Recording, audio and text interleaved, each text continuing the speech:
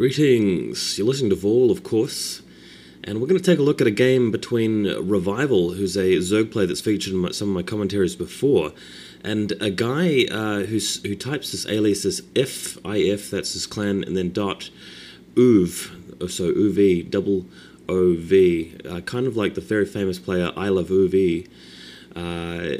People who are Korean will know that that little OV sort of combination of letters actually represents kind of two eyes and two fingers in the victory sign. So I'm not sure whether this particular Terran player is the same as the actual legendary pro I Love OOV, who was dominant many years ago and is now an assistant coach for SK Telecom.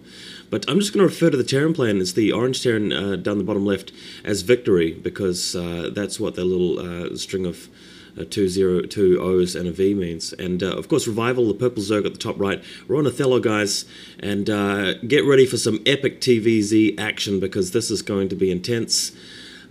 These guys are fantastic players, and I pretty much say that quite a lot about a lot of StarCraft games, but just buckle your seatbelts, because this is going to be violent.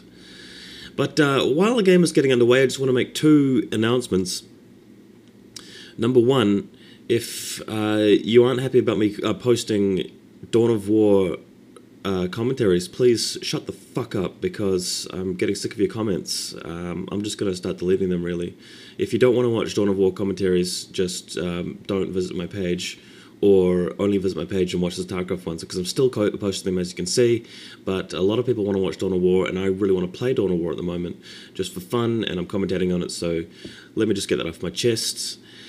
Number two, some of the people that watched my game between Strelok and Whiterah just totally, didn't realize that it's a low economy game, because it was a proxy rush and a lot of pressure was put on Strelok from the beginning. I mean, of course he can't max out in 8 minutes, because he has to cut so many workers. Both players had to, otherwise one player would just run over the other at that stage of the game. I mean, I'm not going to get into a long lengthy explanation, but like they say on the Team Liquid forums, educate yourself before posting. I mean, if you're going to sort of spew out a bit of a whiny complaint about somebody's game, at least learn how to play yourself. Jesus. But back to this game, now that I've got those two negative things out of the way. Victory has scouted his opponent's space finally, went round the long way by the looks. And seeing that two hatchery followed by spawning pool followed by a third hatchery, he's going to send out an SUV to go straight into the typical one racks into expand kind of deal here.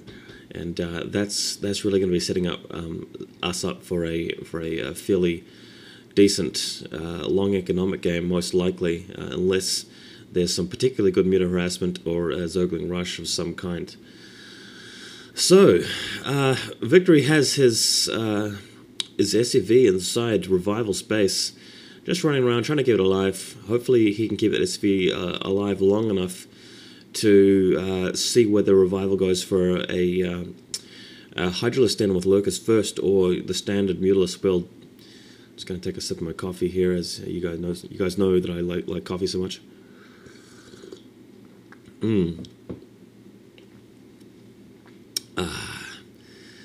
But yeah, the SCV of course still is alive. There's the lair now, so he's going to see that. So obviously nothing like a triple hatch, a Zergling all-out rush or something like that. No, obviously that's not going on. Ridiculous strategy. It beats me from time to time, but sometimes if I get to scout outside my base to see if there's Zerglings there. But yeah, that's what Revival's partly doing now. He's sending out another SUV because he lost his first one, and he just wants to get as much information as he can. He wants to see if his opponents. Sorry, I talked about Victory sending an SUV out, not Revival. Terran player sending his SUV out to check out his opponent's space. And Overlord! Oh wow, that's unfortunate. Revival. Victory just sent his Marines over there and sniped it, and he's getting his SCV inside Revival space as well. Sees the second gas, sees the lair still not completed yet. It's just about to, so the lair's about to go down, and the SCV being inside Revival space means that he's probably going to want to put that spire down by his natural expansion, because he doesn't want to be in a position where Victory doesn't have to waste any scans, and Victory will still be inclined to maybe use one scan on the natural if he can't get his SCV down there, and we'll probably be seeing that fairly shortly. He hasn't actually got his scans up yet, but they'll be up very shortly since he finishes Academy now. But there's the Spire, yeah, as I predicted, just next to the mineral patch on the natural. So the SCV is going to die. There it is. The SCV has seen no Hydrolist Den or Spire in the main, so he's going to know there's some kind of tech building over at the natural expansion. Once he gets the scan up, he will probably just scan there. Otherwise, maybe he just assumes, partly because he moved his SCV in past the natural on his way into the main and didn't see a Hydrolist Den, and he would have expected one if he was thinking Locus. So, yeah, all signs really point to a Mutalisk rush here, which is in fact what Revival is doing. Well, you can't really call it a Mutalisk rush so much as a Mutalisk harassment, given it's a 3-hatch. But here are the Zerglings outside of the natural expansion for Victory, just sort of testing the waters. Yeah, got an Overlord sort of placed around in the middle. Victory taking out this power generator here just to create a little bit more space in front of his natural expansion. Makes it a little bit easier to sort of come and go from his base, I guess. Not too sure about any of the other reasoning, but there we go. +1 weapons begun for the Terrans. We've got, I like that position for the missile turrets. Yeah, Victory just getting the position well in advance, with plenty of missile turrets behind his mineral lines, and of course that extra missile turret above his natural expansion to give him vision for it, and we'll be seeing some Mutalisks shortly. And there's, ooh, like that. So that's the perfect timing for that hatchery. Because the Mutalisks are just about out, and it doesn't leave the Terran a timing push. I mean, if the Terran got together some Marines or Medics and just headed across the map to take out the hatchery, the Mutalisks would be in his base before the time he got back, and the Zerg doesn't really lose too much by cancelling that hatchery and making one somewhere else, because he's got a third mineral line very close. So doing this kind of strategy, Zerg players out there, get that hatchery out really quick, like just before your Mutalisks are out, not after, because that's too late. But here we come with the Mutalisks now. Looks like they're getting in position to do some damage. Victory is well aware of the Mutalisks, but loses a Marine anyway and blasts away at a Mutalisk. Try to get a bit of a trade-off, and that's the first blood of the game, by the looks, apart from some SVs.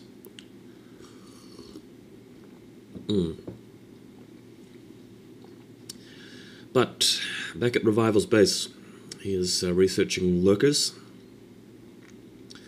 And I think typically going for a bit of a mid-game style Zerg rather than skipping straight to Hive, which is nice to see. I think Zerg players ought to do that a bit more often. Wow, double hatchery going down. This is in addition to the hatcheries, the single hatchery he's got at the top left. So, wow, this is really economic. Obviously, he's not planning on going to Hive for quite some time. With all of that investment right there, that's pretty serious. And Victory spots the hatchery at the top left. Not sure if he suspects the additional hatcheries over here at the the second natural there for a Revival. But here come the Lurkers. So Revival's plan is starting to become clear here. He is really going to be hunkering down in the mid-game in Tier 2 and really setting up a lot of economy. And there's Victory building a barracks up the top, and he's going to... But the Zergling scouts it, so that's unfortunate for Victory.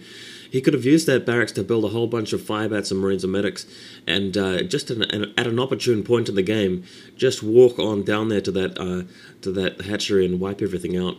But that's not going to happen. But in the meantime, we've got Victory pushing out of his base with a big group of Marines Medics. He might be ready to head out to that expansion anyway. As a decent-sized force here, the Mutalisks are not going to be able to stop this, but they can whittle the troops down until the Lurkers arrive. There's Evolution Chamber and a Queen's Nest. Ooh, I guess after a short period of time you'll really be able to afford that Queen's Nest anyway. But look at all his hatcheries. He's building drones at them. So this is going to be mass production time for Revival, really going for a big economic game. But of course, the trade-off is that without some decent tech, the Terran armies are really difficult to deal with. All this Marines, Medics, and when he gets science vessels, just pure lurkers and